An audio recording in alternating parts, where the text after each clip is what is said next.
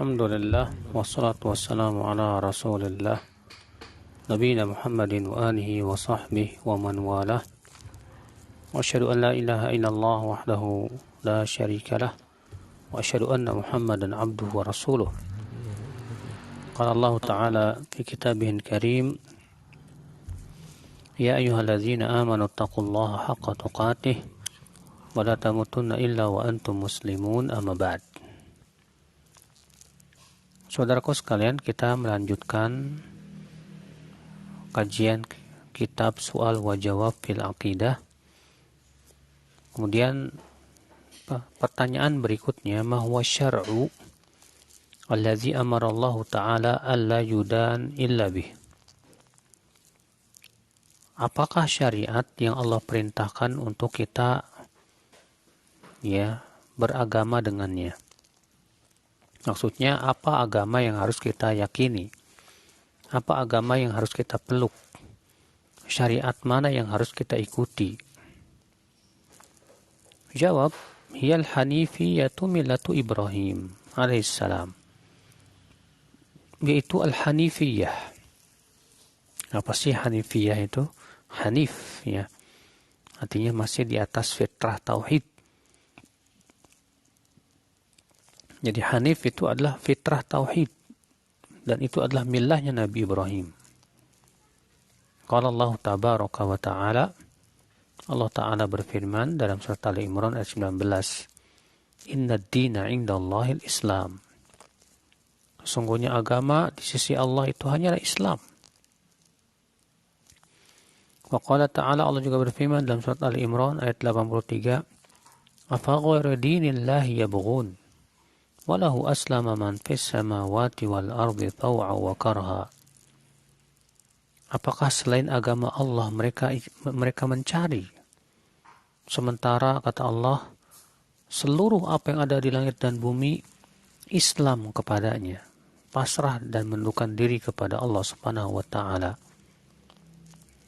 Ya, di sini Allah mencela orang yang mencari agama selain agama Allah, yaitu agama Islam.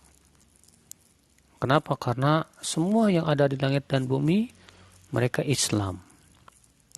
Ya, mereka tunduk kepada Allah Subhanahu wa taala penciptanya.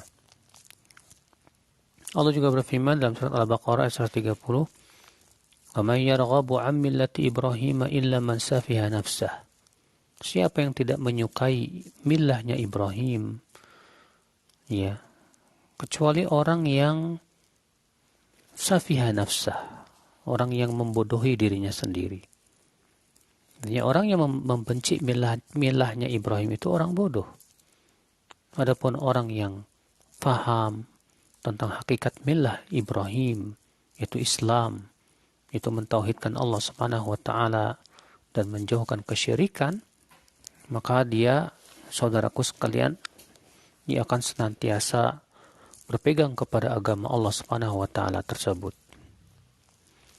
Allah juga berfirman dalam surat Ali Imran ayat 85, "Wa may yabtaghi ghairal islami dina falan yuqbala minhu wa huwa fil akhirati minal khasirin." Siapa yang mencari selain Islam sebagai agama, maka tidak akan diterima dia darinya, dan dia dalam kehidupan akhirat termasuk orang-orang yang merugi. Di sini Allah mengatakan bahwa orang yang mencari agama selain Islam di akhirat nanti dia akan merugi. Maksudnya merugi apa? Itu masuk dalam neraka Jahannam. Na'udzubillah. Wa qala ta'ala, Allah juga berfirman, am lahum syuraka'u syara'u lahum minad dini ma lam ya'dzan bihillah. Apakah mereka memiliki sekutu-sekutu yang membuat syariat untuk mereka dari agama ini, sesuatu yang Allah tidak izinkan sama sekali? Ya. Sini Allah mencela orang-orang yang membuat syariat yang tidak pernah diizinkan oleh Allah. Ya. Apa itu? Itu bid'ah dalam agama. Maka Allah mengatakan, apakah mereka mempunyai sekutu-sekutu yang membuat syariat untuk mereka dari agama ini, sesuatu yang Allah tidak pernah izinkan? Ya, maka orang yang berbuat bid'ah dalam agama, saudaraku, dia sudah membuat syariat dari agama sesuatu yang tidak diizinkan oleh Allah Subhanahu wa taala. Nah, inilah ya, syariat yang harus kita yakini, agama yang harus kita peluk. Ini agama para nabi, seluruh nabi dan rasul agamanya Islam. Ya. Nabi Ibrahim mengatakan apa? Wa ana awwalul muslimin. Aku adalah orang yang pertama kali Islam. Nabi Yusuf mengatakan apa? Tawaffani muslima wa alhiqni bis salihin. Ya Allah, wafatkan aku dalam keadaan muslim dan masukkan aku dalam golongan orang-orang yang saleh. Ya. Tuh, lihat saudaraku sekalian ya, bahwa semua agama para nabi sama. Semua para nabi agamanya satu, yaitu agama Islam. Agama yang hakikatnya ya mengesahkan Allah saja, menjadikan Allah satu-satunya zat yang berhak disembah. Ikhwatal iman. Kemudian pertanyaan berikutnya beliau mengatakan, kam maratibu dinil Islam? Ada berapa tingkatan agama Islam itu? Setelah kita membahas bahwa agama satu-satunya yang diridhoi oleh Allah Subhanahu wa taala adalah Islam, maka pertanyaan berikutnya adalah, ada berapa sih tingkatan Islam itu? Dijawab, huwa thalathu maratib, yaitu ada 3 tingkat. Tingkat yang pertama disebut dengan Islam. Tingkat yang kedua yang lebih tinggi namanya iman. Dan tingkat yang paling tinggi ini yang ketiga, yaitu ihsan. Wa kullu wahidin minha idza utliqa syamula ad-dina kullah. Dan setiap dari 3 perkara tadi apabila dimutlakkan ya, maka mencakup agama ini seluruhnya. Ya, jadi Islam ada 3 tingkatan. Tingkatan apa? Yang pertama Islam. Ini tingkatan yang paling rendah. Ya, pelakunya disebut Muslim. Kapan disebut Muslim? Apabila ia memperlihatkan rukun-rukun Islam. Dia mengucapkan 2 kalimat syahadat. Ya, dia sholat, dia zakat, dia puasa Ramadan, dia haji ke Baitullah.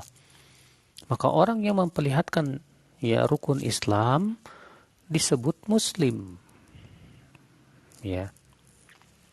Yang kedua yaitu iman, dan pelakunya disebut dengan mukmin. Apa bedanya Muslim dengan mukmin, saudaraku? Tadi disebutkan bahwa mukmin itu lebih tinggi dari Muslim.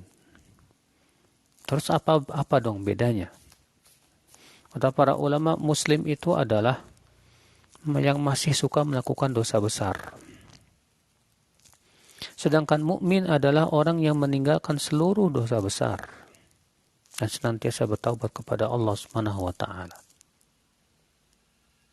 Jadi Muslim yang masih jatuh kepada dosa-dosa besar. Dosa besar contohnya apa? Durhaka kepada orang tua. Dosa besar lagi yang contohnya apa? Ya. Dosa besar contohnya minum arak, berjudi dan yang lainnya. Nah, pelakunya masih disebut Muslim, ya. Tapi apa dia disebut mukmin? Dia tidak disebut mukmin secara sempurna. Dia mukmin karena imannya, tapi dia fasik karena dosa besarnya.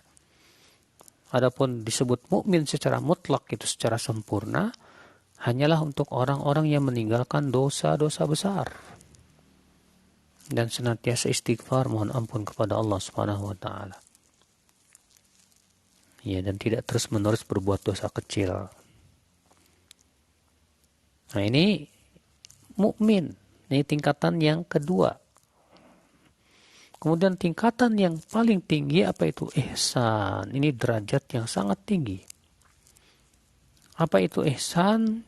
Rasulullah SAW menafsirkan makna ihsan.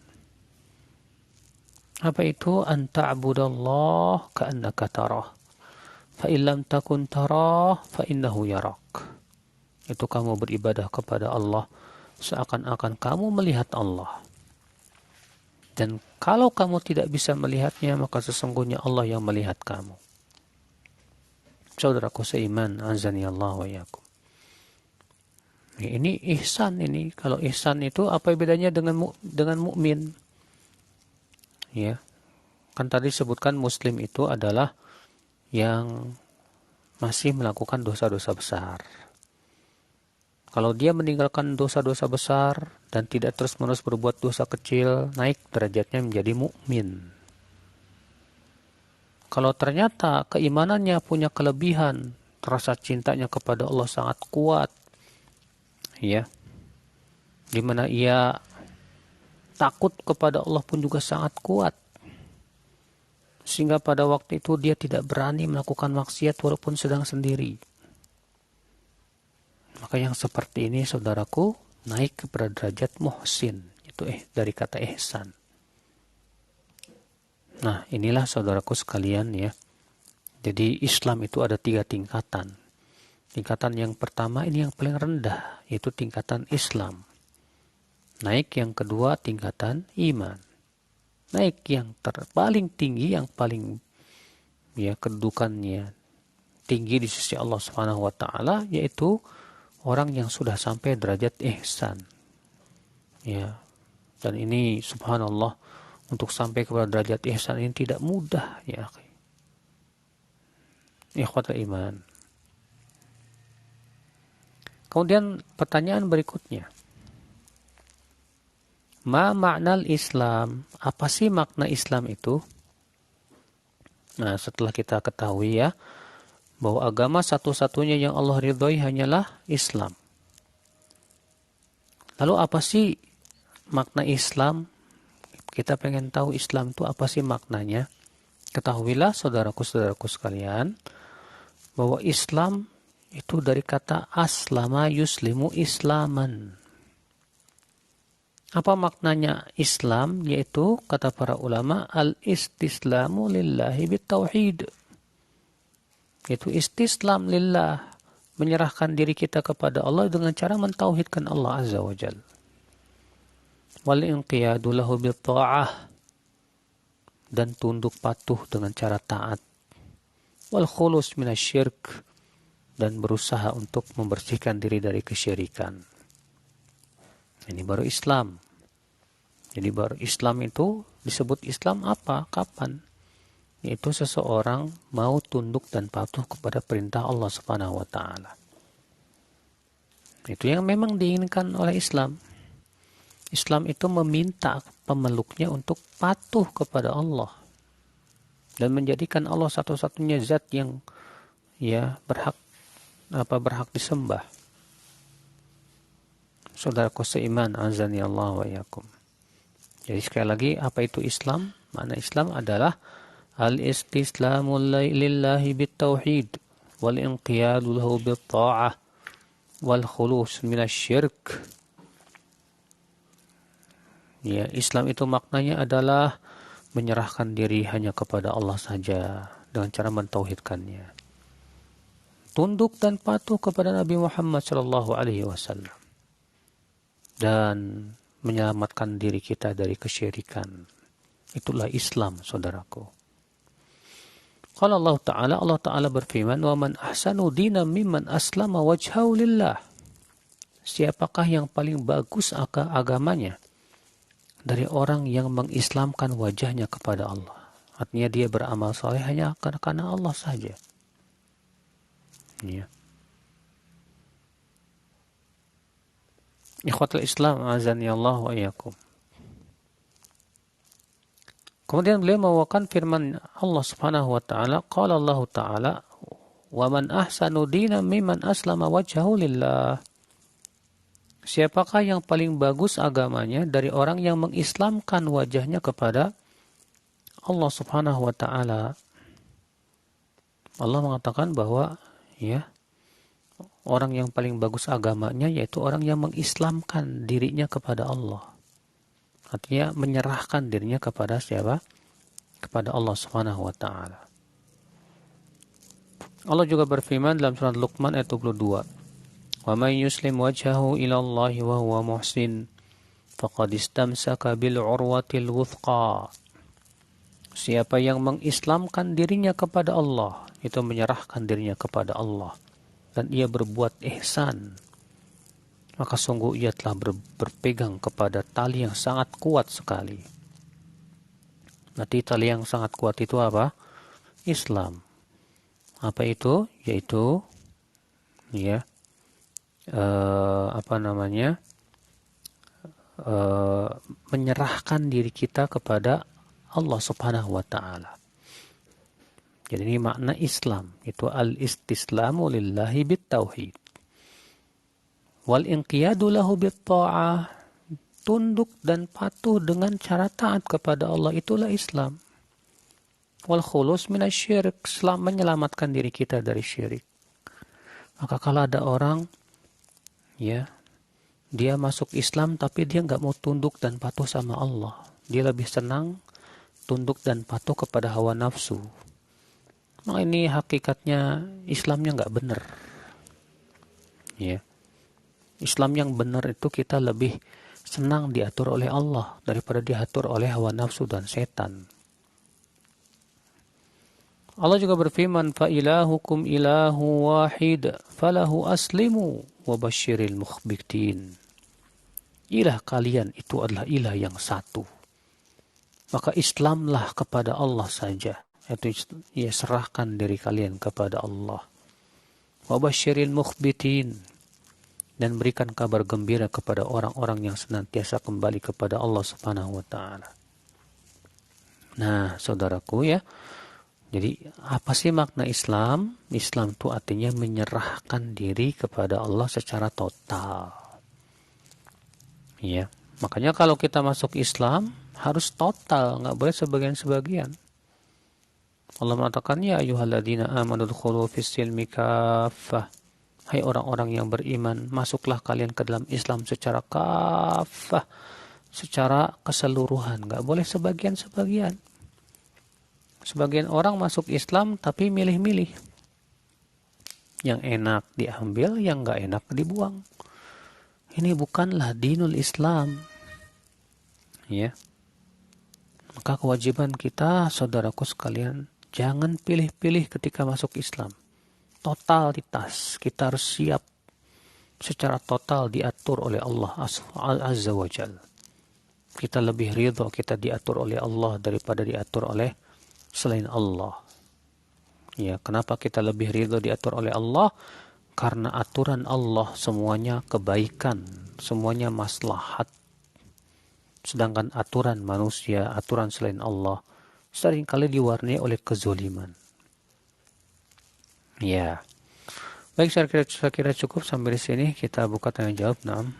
Baik Ustaz, jazakumullah khairan atas ilmu yang telah antum sampaikan. Dan selanjutnya teman-teman, alhamdulillah kita sudah masuk ke sesi kedua, sesi soal jawab bersama guru kita Ustaz Yahya Barussalam Hafizahullah Ta'ala.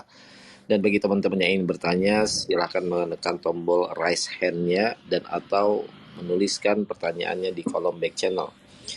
Baik Ustaz, sepertinya sudah ada yang ingin bertanya kepada Bapak Saleh Haji. Tafadhol, menghidupkan mic-nya. Alhamdulillah, syukron akhi. Assalamualaikum warahmatullahi wabarakatuh Ustaz. Semoga Ustaz, kita semua dan kaum muslimin dalam keadaan sehat dan mendapat rahmat dari Allah Subhanahu wa Ta'ala. Ustaz, kita ketahui bahwa rukun Islam itu pertama syahadat, dan dalam prakteknya para sahabat Nabi syahadat berbaiat melalui uli amri begitu, khalifah. Nah, sedangkan kita ini di Indonesia termasuk saya itu Islamnya keturunan. Jadi pembacaan syahadatnya itu tidak resmi, katakan tidak di hadapan ulil amri maupun dengan tata-tata cara pengucapan syahadat. Nah, bagaimana Ustaz tentang keislaman kami ini yang secara turun-temurun dari aspek syahadat itu sendiri? Syukron jazakumullah khairan barakallahu fikum. Alhamdulillah yang telah menjadikan kita Islam dari semenjak lahir. Bagaimana keislaman kita yang turun-temurun? Maka disebutkan dalam hadis Ya, kullu mauludin yuladu alal fitrah. Setiap anak itu dilahirkan di atas fitrah Islam. Fa abawahu yuhawidanihi au yunassiranihi au yumajjisani. Kedua orang tuanya lah yang menjadikan anak itu berstatus Yahudi atau Nasrani atau ya yang lain. Atas dasar ini para ulama mengatakan bahwa orang yang terlahir dari orang tua yang muslim, anaknya otomatis muslim.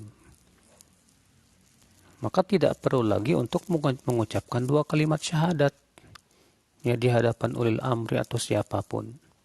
Makanya para sahabat Rasulullah SAW yang memang mereka lahir ya dari orang tua yang muslim, tidak pernah disebutkan mereka mengulang 2 kalimat syahadatnya di hadapan ulil amri misalnya. Tidak ada. Ya. Yang disyariatkan untuk mengucapkan 2 kalimat syahadat itu hanyalah orang yang mau masuk Islam. Orang yang mau masuk Islam, yang hendak masuk Islam dari non-muslim. Adapun kalau kita terlahir di atas Islam, maka sudah otomatis kita muslim dan tidak perlu lagi ya untuk mengikrarkan 2 kalimat syahadat kita di hadapan ulil amri. Tidak perlu lagi. Demikian.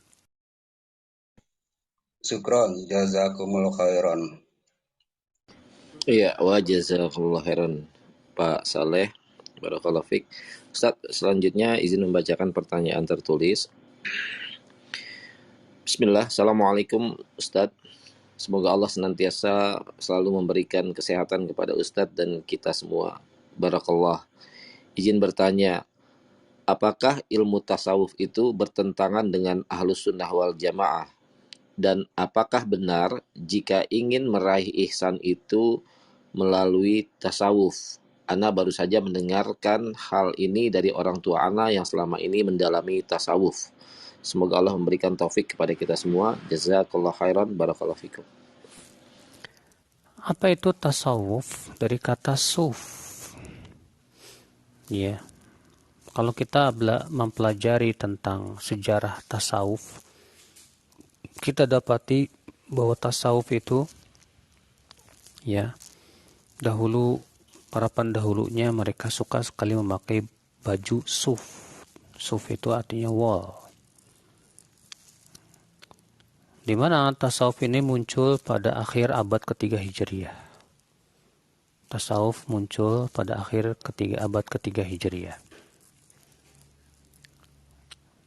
Kemudian ya tasawuf ini berkembang dan berpecah-pecah. Di mana di sana ada tasawuf yang menyimpang sekali dari ajaran yang benar, seperti tasawufnya Ibnu Arabi yang punya keyakinan hululiyah. Kalau di sini namanya manunggaling, di mana kata mereka Allah Subhanahu wa taala bersatu dengan makhluknya. Mereka kelompok ini punya keyakinan bahwa wali lebih tinggi dari nabi dan rasul. Wali katanya adalah jelmaan dari Allah Subhanahu wa taala. Ini semua akibat daripada keyakinan hululiyah. Maka yang tasawuf jenis ini jelas sesat dan menyesatkan. Ya. Ada lagi tasawuf dengan makna yang lain. Yang dipahami oleh banyak orang Indonesia, tasawuf itu artinya cara untuk mendekatkan diri kepada Allah dengan melakukan ibadah. Ya. Kalau cara mendekatkan diri kepada Allah dengan melakukan ibadah supaya naik kepada derajat ihsan, caranya dengan cara mengikuti syariat Rasulullah. Tata caranya, ibadahnya juga sesuai dengan ibadah Rasulullah SAW. Tanpa melakukan kebid'ahan dalam agama, maka yang seperti ini benar. Tapi jangan disebut dengan nama tasawuf. karena nama tasawuf itu baru muncul di belakangan hari. Ya. Jadi kalau kita perhatikan ya bagaimana sufi tasawuf secara akidah, maka kebanyakan para ulama ketika berbicara tentang pemikiran sufi itu pemikiran yang mereka punya keyakinan bahwa wali ya telah boleh keluar dari syariat. Mereka membagi agama menjadi dua, yaitu hakikat dan syariat. Ya kita-kita yang masih sholat dan yang lainnya ini tingkatan syariat katanya. Artinya masih terikat dengan syariat. Nah, ketika mereka kemudian melakukan ibadah-ibadah yang tentunya dibuat-buat oleh gurunya, syekhnya, kemudian dibikin wirid-wirid tertentu, di mana kemudian sebagian mereka berzikir dengan mengingat wajah mursyidnya, yang tujuannya supaya mukasyafah, bisa melihat ya tirai yang gaib, terbuka tirai yang gaib katanya. Ya, yang kemudian sampai kepada derajat fana. Ya, mereka pun pingsan. Yang katanya orang yang sudah sampai derajat yang paling tinggi wali biasanya dia akan agak-agak gila begitu. Sehingga akhirnya mereka terkadang ketika melihat ada seorang habib yang agak gila, ya, mereka mengatakan apa? Wah, ini tingkatnya sudah sangat tinggi ini. Ya. Sehingga mereka menganggap tanda yang sudah sangat tinggi itu agak gila.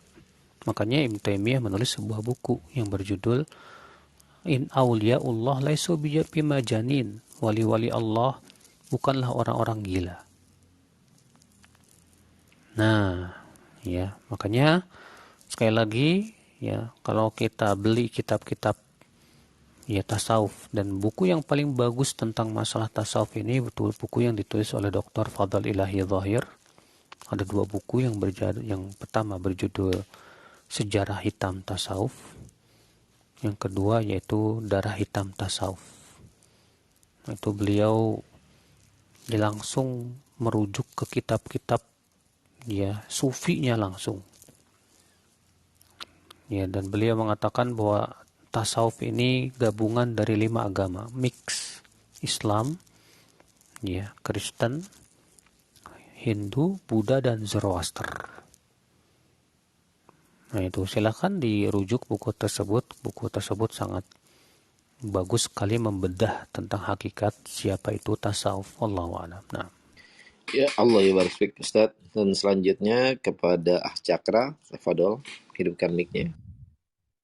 Assalamualaikum warahmatullahi wabarakatuh, Ustaz. Semoga Allah memberikan kita semua ilmu yang bermanfaat. Amin.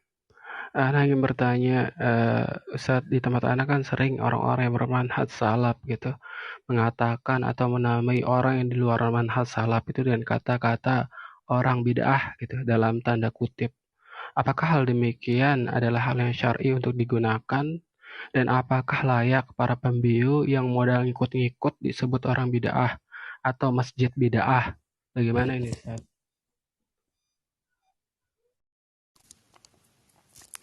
Ketahuilah saudaraku, tidak setiap orang yang jatuh kepada bid'ah pelakunya langsung dicap ahli bid'ah. Ini kaidah yang harus benar-benar kita pahami. Tidak setiap orang yang jatuh kepada bid'ah pelakunya langsung dicap sebagai ahli bid'ah. Tidak boleh sembarangan. Sampai kapan? Sampai ditegakkan dulu hujah, dijelaskan dulu kepada dia. Ya. Kalau sudah dijelaskan, sudah ditegakkan hujah, tetap aja ngeyel, ya. Dan sebetulnya dia tahu bahwa yang pendapat yang dia lakukan tuh ternyata tidak ada dalilnya sama sekali. Maka seperti ini, ya, disebut sebagai ahlul bid'ah atau ahlul hawa, pengikut hawa nafsu. Maka dari itu, ya, kalau misalnya mereka-mereka yang melakukan kebid'ahan karena ketidaktahuan, karena belum sampai kepada mereka ilmunya, dan mereka menganggap ya ini bukan bid'ah, padahal ternyata itu bid'ah yang disepakati oleh kaum muslimin, para ulama. Ya. Kemudian juga ada jenis bid'ah yang masih diperselisihkan oleh para ulama, apakah itu termasuk bid'ah atau tidak. Seperti kunut subuh. Apakah kunut subuh terus-menerus itu bid'ah atau tidak? Imam Syafi'i justru mengatakan itu sunnah. Ya. Imam Malik, Imam Ahmad, ya, Imam Abu Hanifah mengatakan itu tidak sunnah. Bahkan Abu Hanifah menganggap itu bid'ah. Nah, ini berarti bid'ah yang masih diperselisihkan. Maka pelakunya tidak boleh dihukumi sebagai ahli bid'ah. Ya, kenapa? Karena ini masalah yang masih bersifat ijtihadiyah. Adapun kalau bid'ah itu adalah bid'ah yang disepakati oleh seluruh ulama, di mana seluruh ulama sepakat bahwa itu adalah bid'ah, ya maka orang yang jatuh kepadanya harus diberitahu dulu bahwasanya itu adalah bid'ah dan bahwa semua ulama sepakat akan kebid'ahannya. Ya. Kalau ternyata dia memang tidak tahu, ya sudah dikasih tahu. Kalau sudah dikasih tahu tetap lebih mendahulukan ya akalnya atau mendahulukan yang dia pegang selama ini dia tidak peduli. Nah, baru yang seperti ini disebut dengan ahlul bid'ah. Demikian. Ya Allah yubarik fik Ustaz. Cakra sudah terjawab ya pertanyaan antum. Ustaz. Maksud Anda Ustaz, penamaan itu Ustaz, penamaan kan sering jemaah-jemaah gitu, jemaah salaf ini bilang itu orang bid'ah, masjid bid'ah gitu. Iya itu. Apakah itu suatu yang syar'i untuk dipakai gitu? Iya itu ya, akhi, maksud Anda di situ. Ketika ada orang mengatakan itu orang bid'ah, itu sama dengan menghukumi dengan ahli bid'ah, paham nggak? Ya, ketika menghukumi orang ahli bid'ah, sudah saya sebutkan tadi, tidak setiap orang yang jatuh kepada bid'ah dihukumi sebagai ahli bid'ah. Pahami baik-baik penjelasan ana ya akhi. Ya. Adapun ya. Ya baik Ustaz, kita ke pertanyaan selanjutnya dari pertanyaan tertulis. Assalamualaikum warahmatullahi wabarakatuh. Ustaz, bagaimana cara menghilangkan keraguan atas keimanan kita? Apakah itu dari syaitan dan apakah karena kita berdosa? Jazakallahu khairan Ustaz. Keraguan ini maksudnya apa? Kalau maksudnya was-was ya dari syaitan. Karena setan akan berusaha untuk menjadikan kita ini ragu. Dia datang berbentuk was-was. Sebagai dalam hadis, ya'ti syaitan ila ahadikum. Seseorang dari kalian, setan akan datang kepada salah seorang dari kalian. Lalu dia akan bertanya kepada kita, siapa yang menciptakan ini? Siapa yang menciptakan itu? Terus dia bertanya, sampai akhirnya dia berkata, siapa yang menciptakan Allah? Ya, kenapa setan membuka dulu dengan pertanyaan-pertanyaan? Siapa yang menciptakan ini? Ya, dengan bentuk tadabur. Supaya kita tadabur alam.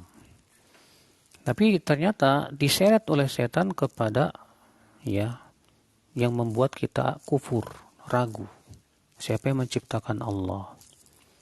Kata Rasulullah, kalau sudah sampai seperti itu, berlindunglah kepada Allah dari godaan setan yang terkutuk. Kemudian ucapkan amantu billah. Dalam satu ayat yang lain ucapkan baca surat Al-Ikhlas. Nah, setan tidak akan pernah berhenti supaya kita kafir kepada Allah. Nah, kalau ternyata ada kok keraguan di hati kita, jangan dibiarkan.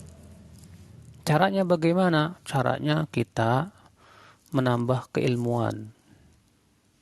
Ya, ima kita dengan membaca Al-Quran, karena jawabannya semua sudah ada dalam Al-Quranul Karim. Atau kita bertanya kepada ahli ilmu, ustadz yang mumpuni keilmuannya, sehingga ya ustadz tersebut bisa menghilangkan keraguan yang ada di hati kita. Harus, kalau jangan sampai keraguan yang ada di hati ini kita biarkan, kita diamkan, yang akhirnya menjadi kokoh, kita benar-benar menjadi orang yang ragu. Akhirnya gara-gara itu kita murtad dari agama Islam. Na'udzubillah. Sallallahu alaihi wasallam. Demikian. Jazakumullah khairan Ustaz atas jawabannya, atas ilmunya. Selanjutnya kepada Ukhti Farah. Tafadhol bertanya kepada Ustaz. Bismillahirrahmanirrahim. Assalamualaikum warahmatullahi wabarakatuh. Terima kasih host dan Ustadz atas kesempatannya. Afwan, sebelumnya ini Ana pakai akun istri Ana, Ustadz. Semoga Allah merahmati Ustadz dan seluruh kaum muslimin. Jadi pertanyaannya Ustadz, di luar tema yang sedang kita bahas malam hari ini. Jadi ada sepasang suami istri yang baru menikah kurang lebih selama 8 bulan Ustadz. Dan insya Allah pernikahan mereka ini melalui jalur yang syar'i. Nah, setelah 8 bulan baru diketahui bahwa sang suami ini punya penyakit menular yang diakibatkan dari masa lalu si suami ini Ustadz.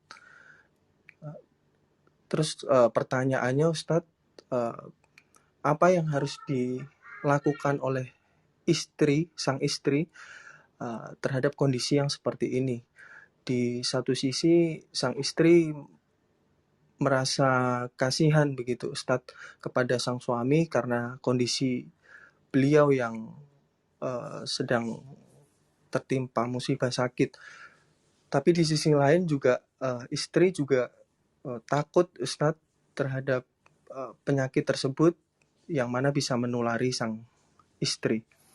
Dan juga Ustadz yang menjadi catatan bahwa di lingkungan istri ini masih awam terhadap jalur pernikahan yang syar'i, sehingga sebenarnya si istri ini ingin memberikan contoh bahwasanya pernikahan lewat jalur syar'i itu bisa dilalui dengan bahagia sebenarnya, begitu Ustadz. Mungkin itu saja pertanyaan dari saya Ustadz. Jazakumullah khairan. Assalamualaikum warahmatullahi wabarakatuh. Iya. Ini namanya kalau dalam jual beli magbun, tertipu. Iya, kalau kita beli pakaian kemudian pas pulang ternyata ada cacatnya. Apa yang harus kita lakukan? Ya, maka kita sebagai pembeli punya hak untuk mengembalikan. Demikian pula dalam pernikahan. Ketika si suami menyembunyikan aib dirinya, dan sebetulnya itu aib, ya, berupa penyakit yang menular seperti yang disebutkan tadi. Setelah menikah, ya karena si suami tidak menyebutkan aib tersebut, baru ketahuan. Maka hak istri adalah membatalkan pernikahan. Boleh, nggak masalah. Ya, dia segera ke pengadilan agama dan mengatakan saya merasa tertipu karena dia menutupi aib, dan ini tidak benar, ya. Dan wali wanita punya hak untuk memfasakh pernikahan, membatalkan pernikahan. Kenapa? Karena si laki-laki tersebut menutupi aib dirinya. Ada cacat pada dirinya yang tidak dijelaskan ya saat dia hendak menikahi si akhwat tersebut. Jadi si akhwat tersebut sampaikan kepada orang tuanya yang masih awam bahwa ternyata si ikhwannya nggak jujur, dia tidak menyebutkan tentang aib dirinya, dan saya juga nggak mau ketularan penyakit menular seperti itu, ya. Maka pada waktu itu segera aja diurus, ya, dipisahkan aja.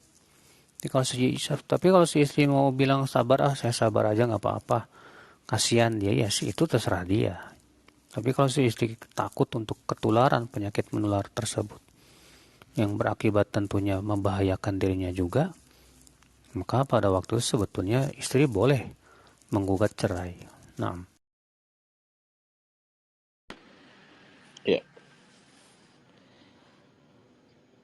Jazakallah khairan Ustaz atas jawabannya. Selanjutnya Anda izin membacakan pertanyaan tertulis lagi di luar tema. Assalamualaikum Ustaz, izin bertanya, bagaimana hukum arisan?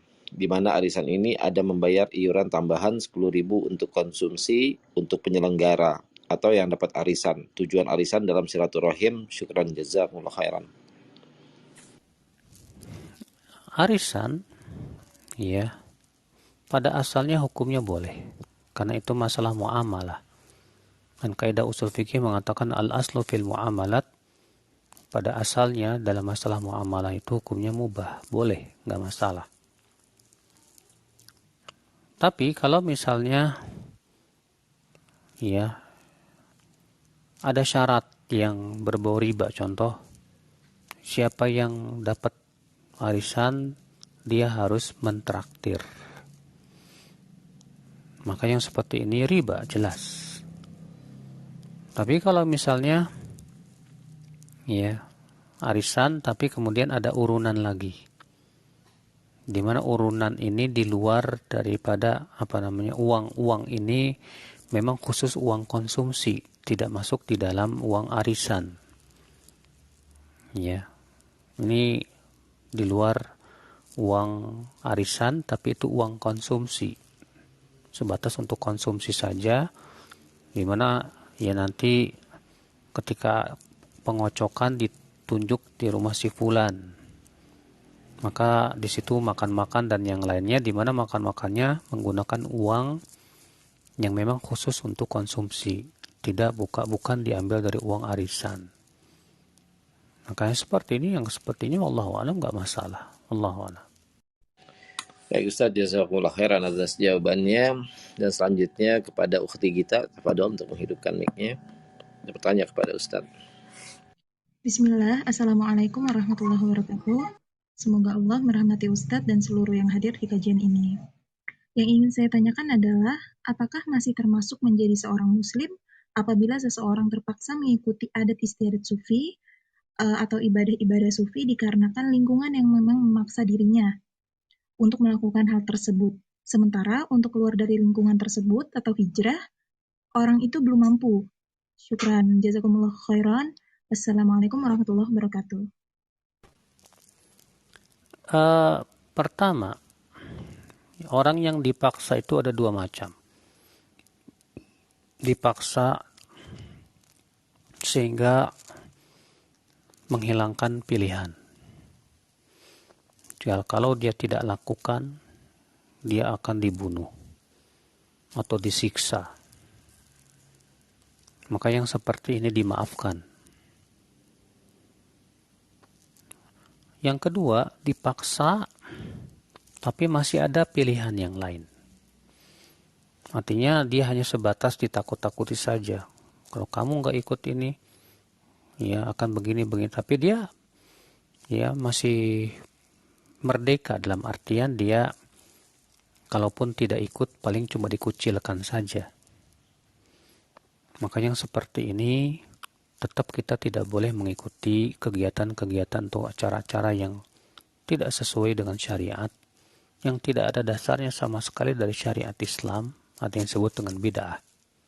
Hendaklah dia sabar menghadapi sikap-sikap mereka, ya, menghadapi lingkungan yang tidak suka kepada dia. Nah, maka yang seperti ini bukan terpaksa atau bukan dipaksa namanya. Jadi pahami kata-kata terpaksa atau dipaksa. Jadi dipaksa itu ada dua keadaan ya. Keadaan yang pertama yang menghilangkan pilihan, di mana kita mau tidak mau harus ikut. Kalau enggak kita akan dibunuh atau kita akan disiksa. Yang itu bisa membahayakan agama kita, nyawa kita, atau membahayakan ya harta kita atau jiwa kita.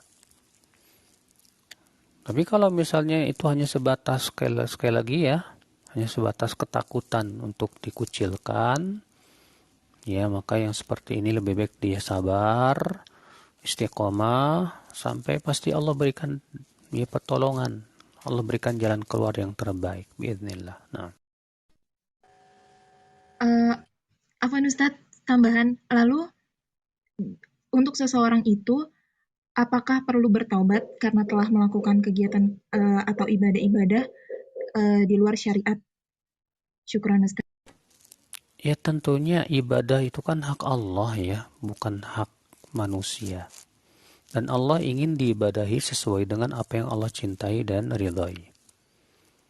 Nah, ketika ibadah itu tidak ada dalilnya dari syariat, berarti kita sudah membuat-buat ibadah, ya melakukan ibadah yang Allah tidak ridhoi dan cintai.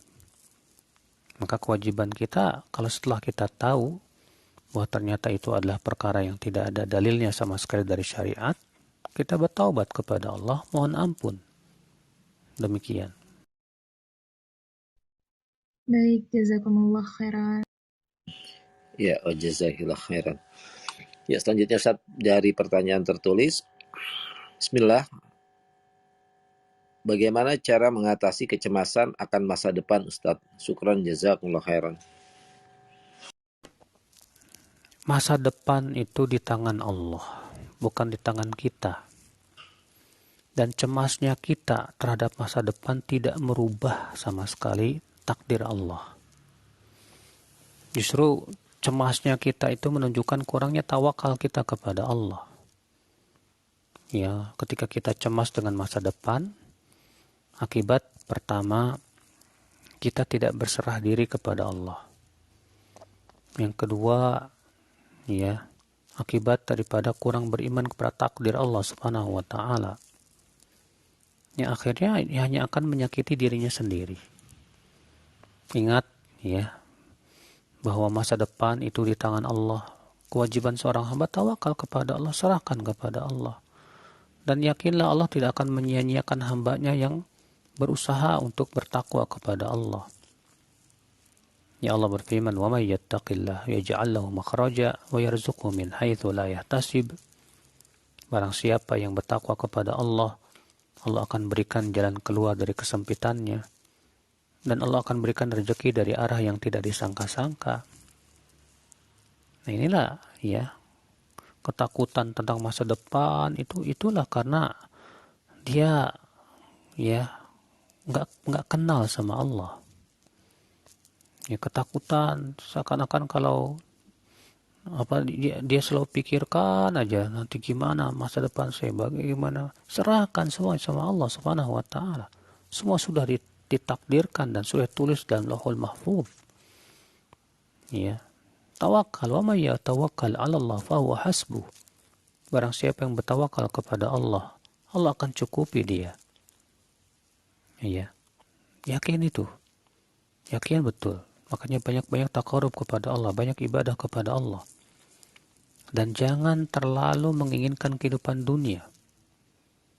Sehingga berakibat apa? Ketika seseorang terlalu menginginkan dunia, ketakutan itu akan muncul. Kegundahan, kegelisahan. Ya, akhirnya kita diadab oleh dunia. Akibat keinginan kita yang terbesar adalah dunia. Sementara Rasulullah SAW berdoa kepada Allah, wala taj'alid dunya akbar hammina wala mablagha ilmina. Ya Allah, jangan Engkau jadikan dunia itu sebagai keinginan terbesar kami, dan jangan Engkau jadikan dunia sebagai puncak ilmu pengetahuan kami.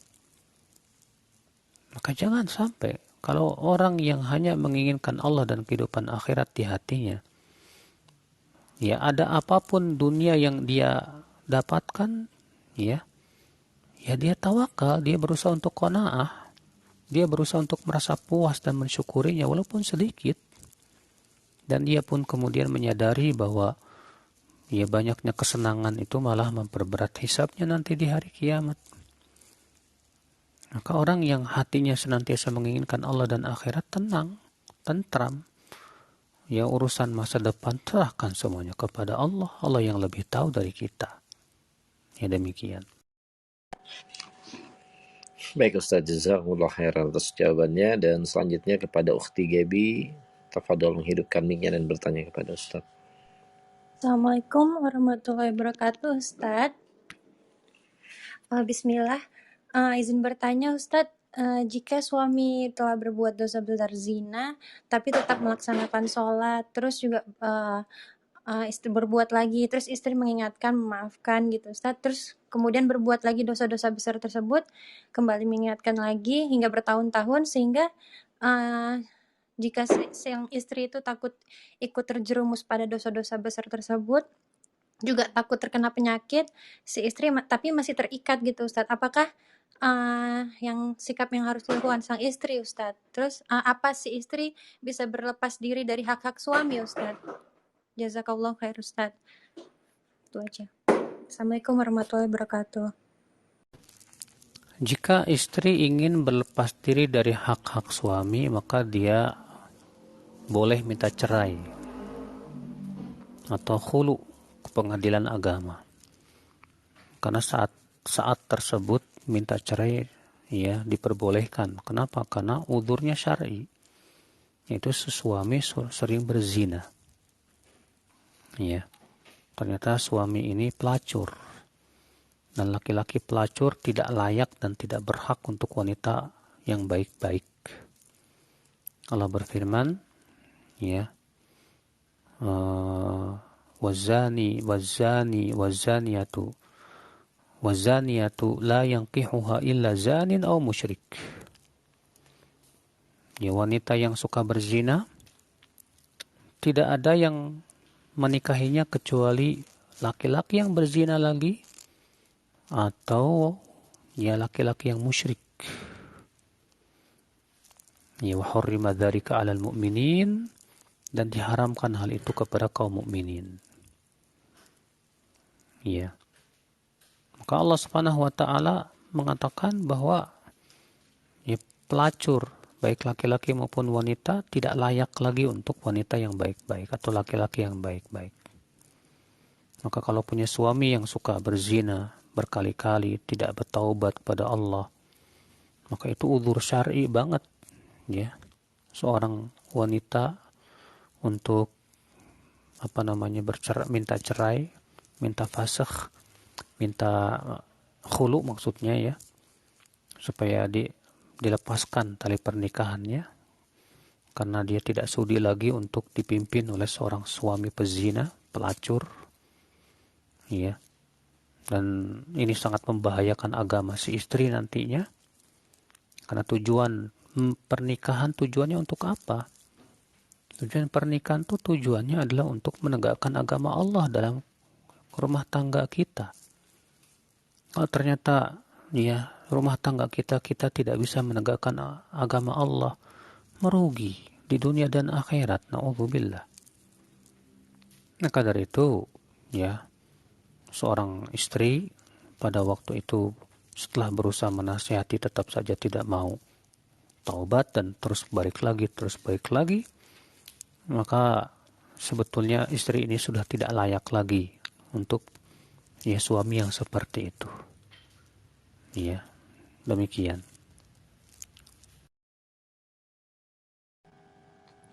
Ya, Ukhti Gaby sudah terjawab ya. Semoga Allah memuliakan segala urusan kita semua. Dan selanjutnya Ustadz, kita ada pertanyaan tertulis. Ana izin membacakan lagi. Bismillah, Assalamualaikum warahmatullahi wabarakatuh. Ustadz, istri Ana meninggal dalam keadaan setelah melahirkan. Apakah istri Ana wafat dalam keadaan syahid? Dan ketika Ana suka teringat istri Ana suka menangis, apakah itu termasuk meratap, Ustadz? Dan mohon doanya Ustadz untuk istri Ana. Semoga Allah memaafkan dan menerima amal beliau. Syukran jazakumullah khairan. Demikian yang ditunjukkan oleh hadis. Ya, di antara yang termasuk orang yang mati syahid yaitu wanita yang meninggal karena melahirkan. Ya. Kemudian yang namanya sedih itu memang lumrah. Namun yang tidak lumrah itu yang sedih berkepanjangan. Ya, karena itu nggak ada manfaatnya sama sekali. Kita pun juga tidak pernah diperintahkan oleh Allah dan Rasul untuk bersedih. Ya, kewajiban kita adalah tawakal, serahkan kepada Allah, ridho menerima ketentuan Allah Subhanahu wa taala. Ya, dan bahwasanya semua yang telah Allah tentukan itu adalah merupakan ya kebijaksanaan dari Allah, dan Allah Maha Adil. Maka tidak perlu lagi setelah itu kita bersedih hati. Dan antum juga sebagai seorang suami berusaha untuk menikah lagi dengan wanita lain, supaya apa? Supaya antum tetap di atas sunnah Rasul Shallallahu Alaihi Wasallam. Sunnah ya untuk memiliki istri berpasangan itu sunnah para nabi. Ya, demikian. Baik Ustaz, jazakumullah khairan atas jawabannya, dan selanjutnya kepada Ardian, tafadhol.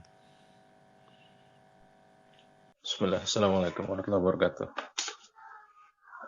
Ustadz, izin bertanya terkait tingkatan dalam Islam tadi. Apakah seseorang itu ketika sudah berada di tingkatan iman atau sebagai mukmin itu bisa turun lagi tingkatan Islamnya dalam dirinya gitu, Ustaz? Karena imannya berkurang. Sangat bisa. Iya, sangat bisa kalau ternyata dia tidak menjaga keimanannya. Ketika tidak menjaga keimanannya, yang kemudian dia jatuh kepada maksiat dan terus menerus dan tidak mau bertaubat kepada Allah, turun dia, ya, dan akan terus turun erosi imannya kalau dia tidak menjaganya. Demikian. Ya, jadi inilah agama kita, saudaraku.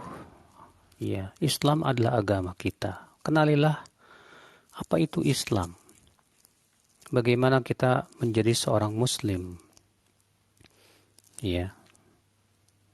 Apabila kita tidak kenal hakikat Islam, kita tidak akan bisa menjadi Muslim yang sejati.